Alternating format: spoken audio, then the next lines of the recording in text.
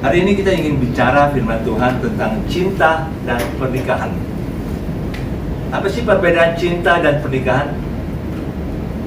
Itu kan sama aja. Ada beda dikit lah. Ada beda-beda. Nah, untuk memahami ini ada satu ilustrasi tentang filsuf Plato dengan muridnya yang mendekati kebenaran firman Tuhan. Hampir benar, tapi ya saya pakai ini juga supaya untuk memahami secara benar. Suatu kali seorang murid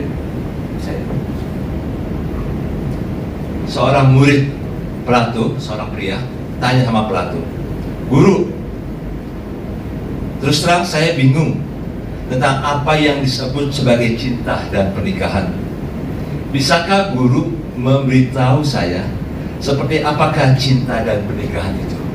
Jadi muridnya ini bingung nih, pria ini. Dan April, kira-kira kamu bingung nggak cinta dan pernikahan? Senyum aja, April. Nah, sejenak berpikir, Plato berkata kepada muridnya, "Sebelum saya menjawab, saya ingin meminta kamu melakukan sesuatu terlebih dahulu. Pergilah ke padang rumput." Jadi padang rumput jangan bayangkan di Indonesia ya. Padang rumput kalau di sana tuh ada padang rumput, tapi pada musim semi mereka akan tumbuh bunga-bunganya. Pergilah ke padang rumput di sebelah utara. Di musim semi seperti ini biasanya padang itu akan ditumbuhi oleh berbagai macam bunga yang indah. Carilah bunga yang menurutmu paling indah dan petiklah satu untuk kamu, bawa kemari. Saat kamu menemukan bunga yang terindah, kamu menemukan cinta. Tapi ingat, kamu harus terus berjalan maju dan tidak boleh berjalan mundur. Jadi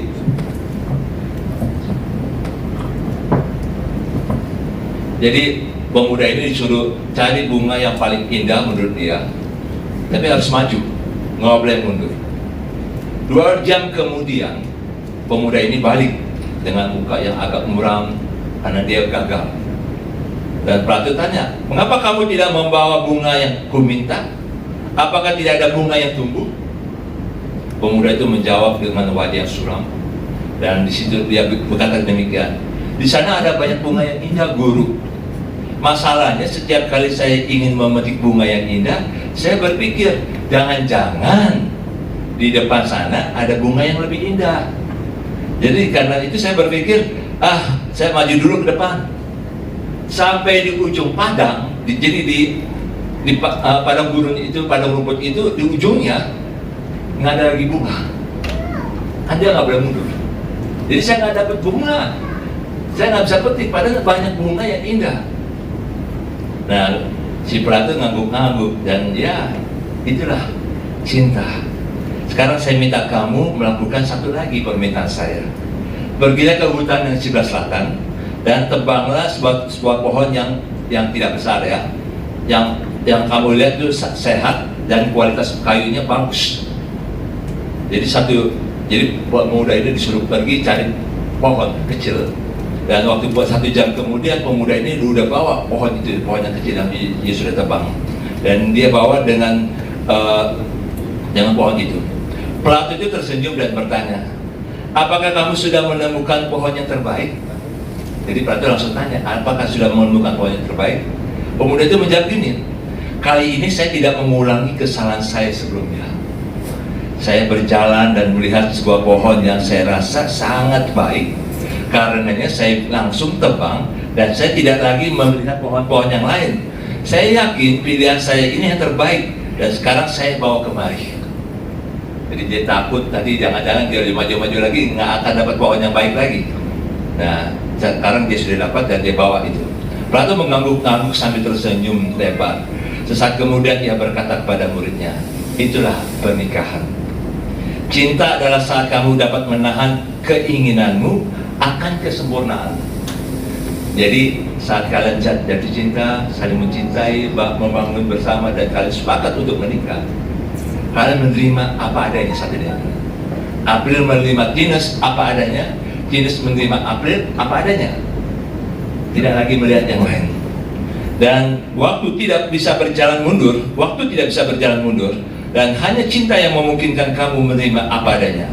Lalu pernikahan adalah kelanjutan dari cinta itu sendiri, yaitu untuk mendapatkan kesempatan kedua.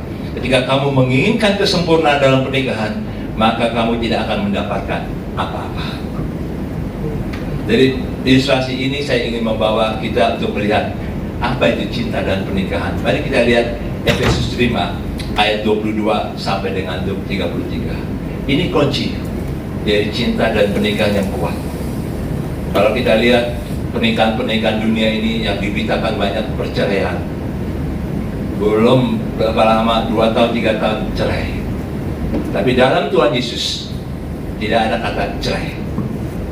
Bisa menerima apa adanya. Ini kunci daripada pernikahan yang langgeng, pernikahan yang diberkati oleh Tuhan. Efesus 5 ayat 22 sampai dengan 33. Hai istri, tunduklah kepada suamimu seperti kepada Tuhan. Saya ulangi, hai Tines, tunduklah kepada April seperti kepada Tuhan.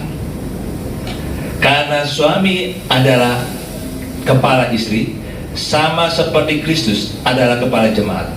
Dialah yang menyelamatkan tubuh. Karena itu sebagaimana jemaat tunduk kepada Kristus, demikian jugalah istri kepada suami dalam segala sesuatu. Sekarang ayat 25 dari kepada istri. Hai suami, saya ulangi, hai Abrisal, kasihilah istrimu Agustin, sebagaimana Kristus telah mengasihi jemaat dan telah menyerahkan dirinya baginya. Ayat 26, untuk menguduskannya, supaya ia menyucikannya dengan memandikannya dengan air dan firman, supaya dengan demikian ia menempatkan jemaat di hadapan dirinya dengan cemerlang, tanpa cacat atau kelut atau yang serupa itu, tetapi supaya jemaat kudus dan tidak bercelah. Demikian juga suami harus mengasihi istrinya sama seperti tubuhnya sendiri. Siapa yang mengasihi istrinya, mengasihi dirinya sendiri. Sebab tidak pernah orang membenci tubuhnya sendiri, tapi mengasuhnya dan merawatnya, sama seperti Kristus terhadap jemaatnya. Ayat 30. Karena kita adalah anggota tubuhnya, sebab itu laki-laki akan meninggalkan ayahnya dan ibunya dan bersatu dengan istrinya, sehingga keduanya itu menjadi satu daging. Rahasia ini besar, tapi yang aku maksudkan ialah hubungan Kristus dan jemaat. Bagaimanapun juga bagi kamu masing-masing berlaku, kasihilah istrimu seperti dirimu sendiri, dan istri hendaklah menghormati suaminya. April dan Tines, cinta dan pernikahan. Pada waktu kalian memutuskan untuk menikah, pada waktu saat ini kalian menikah dan diberkati oleh Tuhan, dan selanjutnya, hal yang pertama yang perlu diperhatikan, jangan ada ekspektasi yang tinggi, dan biarlah berfungsi seperti yang difirmankan Tuhan. Waktu kalian pacaran, aduh, supaya nanti ini jadi pasangan saya yang akan datang. Ada ekspektasi, ada harapan. Tapi pada waktu menikah, semakin tinggi ekspektasinya, siap-siap aja untuk kecewa. Karena kalau cinta, pernikahan, dalam pernikahan itu, kita akan menerima pasangan kita apa adanya. Baik, jelek, atau sehat. Nanti dalam janji nikah juga, kalian juga sehat, sakit, semua diterima apa adanya. Jadi tidak ada ekspektasi. Bagi Tines, yang paling penting adalah tunduklah pada April sebagai suamimu. Tunduk pada April. Kalau sebelum ini Tines tunduk sama orang tua. Kalau papa mama bilang Tines ini, Tines akan lakukan. Kenapa? Karena mereka otoritas. Tapi mulai saat ini, otoritas Tines bukan lagi orang tua, tapi April sebagai suami. Jadi makanya kalau misalnya papa mama, Tines ini, tunggu dulu Pak ya, saya tanya dulu. April, suami saya, boleh nggak? Diizinkan nggak? Jadi itu hal yang indah. Tunduklah kepada suamimu. Ini hal yang tidak mudah sebenarnya sih. Belajar menunduk pada suami itu, memang kalau suami bisa kasih uang banyak, ya sudah tunduk. Tapi kalau suaminya kasih uang banyak bagaimana? Itu makanya ekspektasi itu semakin dikurangi. Kenapa suami istri sering berantem? Karena banyak ekspektasi. April sebagai suami, kasihlah Ines sebagaimana Kristus telah mengasihi jemaat dan telah menyerahkan dirinya baginya. Jadi April mengasihi Ines apa adanya. Kalaupun juga dia mengalami sesuatu yang berat dalam hidupnya ataupun situasi yang sangat tidak mudah bagi Ines juga, April juga harus bisa menolong, mengasihi Ines. Biasanya April sih, kadang-kadang wanita itu menangis tanpa sebab. Jangan bingung kalau Ines tiba-tiba menangis tanpa sebab. Jangan bingung. Kalau ditanya kenapa kamu, nggak tahu. Bisa saya ada suatu hal yang sedih dalam dirinya. Kalau situasi seperti itu, April, gampang aja. Jalan keluarnya sederhana. Peluk aja dia. Dia akan merasa nyaman dalam pelukanmu. Dan dia sudah agak reda. Saat emosinya sedang bergejolak, peluk aja dia. Kasihlah Ines apa adanya. Jangan bilang, kamu cengeng, udah gede gini cengeng. Jangan.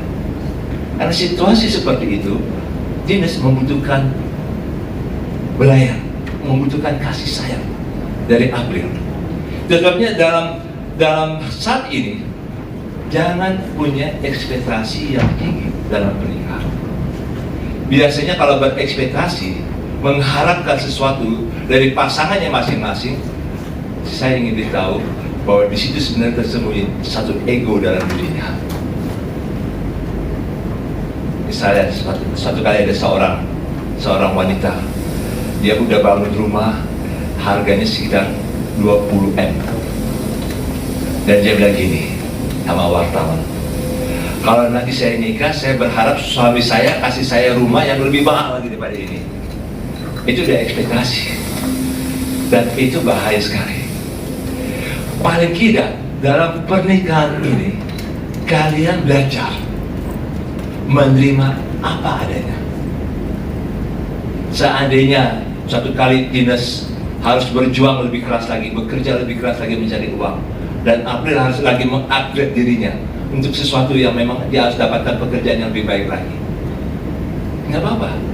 Kadang wanita harus lebih ada juga ada kesempatan suatu saat itu wanita istri itu harus bekerja untuk dapatkan uang lebih banyak lagi daripada suami. Tapi dalam kondisi seperti itu, Ines tetap harus tunduk kepada April. Itu kunci kan. Jangan sampai nanti waktu udah dapat duit banyak daripada suami langsung bilang, lu udah di bawah gue nih. Jangan. Kebahagiaan istri, satu kunci kebahagiaan istri adalah kalau suami bisa naik, suami bisa dihormati. Itu kebahagiaan yang luar biasa, yang tidak bisa terungkapkan. Contohnya Ines belajar terus tunduk kepada April. Memang mereka dari dua budaya yang berbeda. April saya lihat sebenarnya orang yang pejuang. Dia mulai belajar merantau ke Jakarta, itu satu keberanian yang luar biasa. Dia dari Nias, alam yang selama ini menjadi masalah bagi dia, ombak itu nggak jadi masalah bagi dia. Jakarta dia hadapi. Dan saya senang, April seorang yang berjuang untuk ke depan. Sekarang dikasih minum, Ines.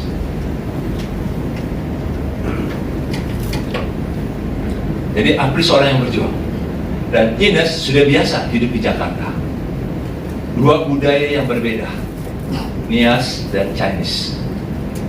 Dan dua budaya ini banyak perbedaan. Tapi dalam perbedaan ini, jangan biarkan perbedaan itu menjadi masalah. Pasti ada masalah. Saya dengan Ibu Reni juga ada perbedaan. Ibu Reni biasanya rapi, saya biasa nggak rapi. Ya, yang penting tampil biasa aja lah. Kadang-kadang Ibu Reni bilang, jangan dulu keluar, ini pakai ini dulu. Ya sudah ikuti. Perbedaan-perbedaan itu ada. Tapi pada waktu ada perbedaan itu, saya ingin dorong pada April dan Tines untuk belajar. Mulailah melihat, kalaupun juga ada pertengkaran dalam perbedaan itu, carilah solusi. April dididik dalam budaya Nias, Tines dididik dalam budaya Chinese. Apa yang baik untuk kalian berdua? Cari solusi. Saat ini terjadi pertengkaran, ada perbedaan, cari solusi. Jangan ego masing-masing. Cari solusi yang terbaik apa? Bagaimana nih yang terbaik bagi kalian berdua dalam rumah tangga kalian? Bukan karena, wah keluarga saya lebih bagus daripada keluarga kamu, atau kamu jelek, saya lebih bagus. Jangan seperti itu. Karena perbedaan-perbedaan itu selalu ada.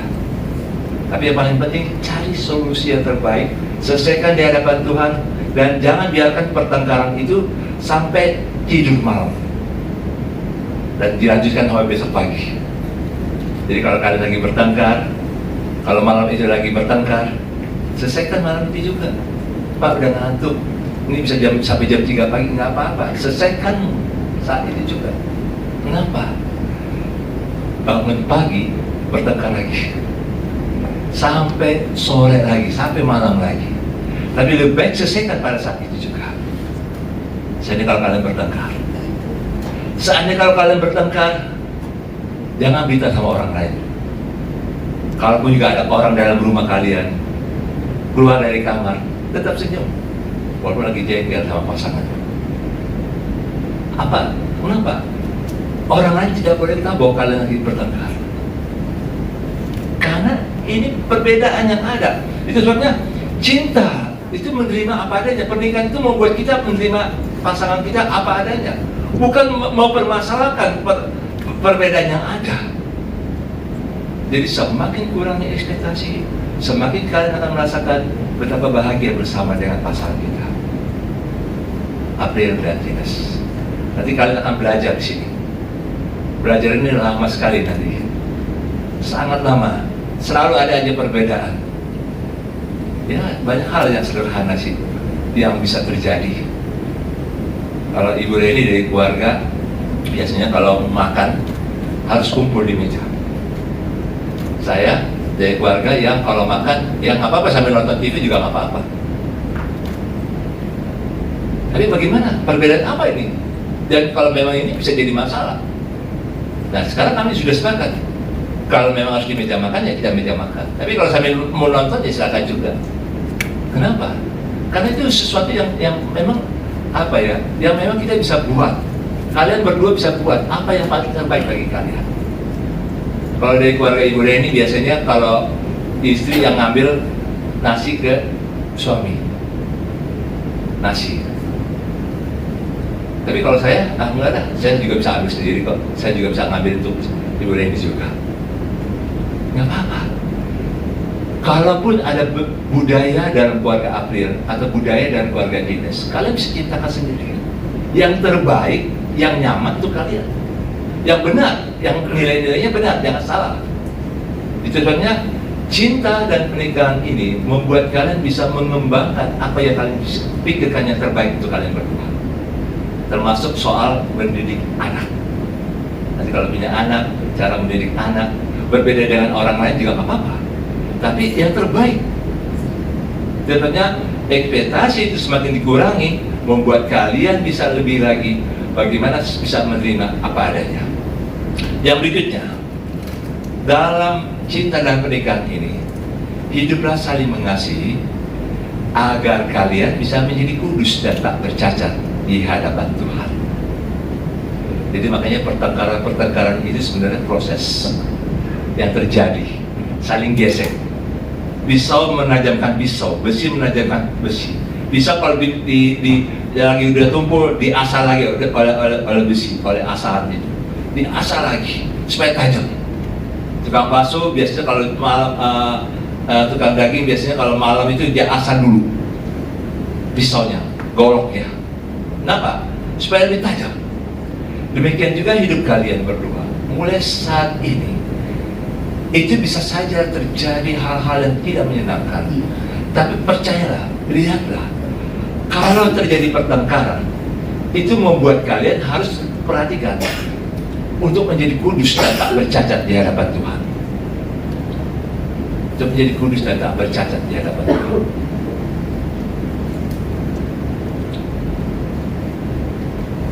Ya bagus, ini udah mulai praktik ini.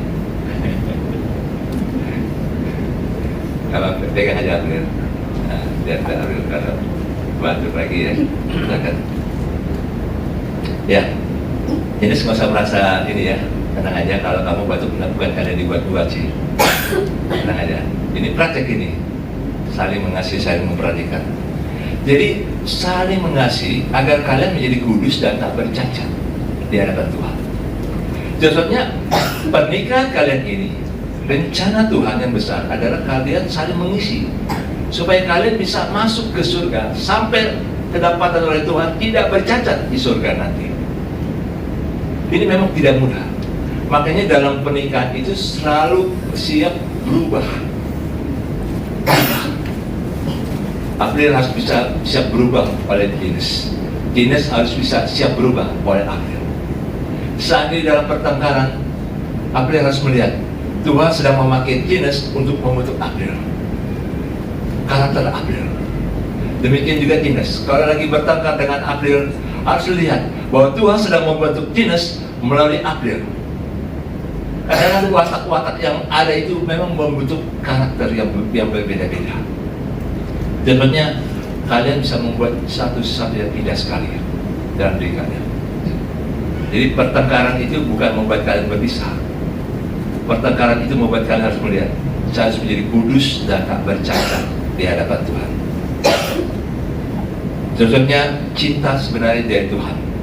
Dan pernikahan itu diberikan oleh Tuhan pada kalian, pada kita semua yang menikah, supaya kita bisa menjadi kudus dan tak bercacat di hadapan Tuhan. April dan Ines, bagaimana untuk menjadi kudus dan tak bercacat? Itu peranan April. Sebagaimana Kristus menolong jemaatnya untuk hidup kudus dan tak bercacat, demikian juga suami. Suami menjadi imam, suami yang memimpin doa. Mungkin banyak laki-laki yang begini, biasanya perempuan yang berdoa, biarlah perempuan yang berdoa. Saya ingin beritahu, janganlah suami melepas tanggung jawab. Suami menjadi tanggung jawab, menjadi imam dalam keluarga. Jadi April, saat ini kamu menjadi imam bagi Ines. Kamu yang harus memimpin Ines berdoa. Kamu yang harus bisa memimpin. Tapi bagaimana saya nggak bisa berdoa? Ya, mulai berdoa. Berdoa dengan bahasa sendiri. Jadi saya senang bapaknya Ines ngomong dengan gaya bahasa sendiri, nggak diatur oleh saya. Itu bagus. Berdoalah bersama Ines dengan gaya bahasa April sendiri, yang memang bisa April hubungi. Yang penting bisa sehati, sepakat bersama Ines. Karena April jadi tanggung jawab menjadi imam yang mengarahkan. Kalau nanti punya anak, memang yang melahirkan Ines, yang menyusui Ines, yang mengasuh dari kecil Ines. Tapi yang memperanakan, yang mendidik, yang memberikan arahan kepada anak, April.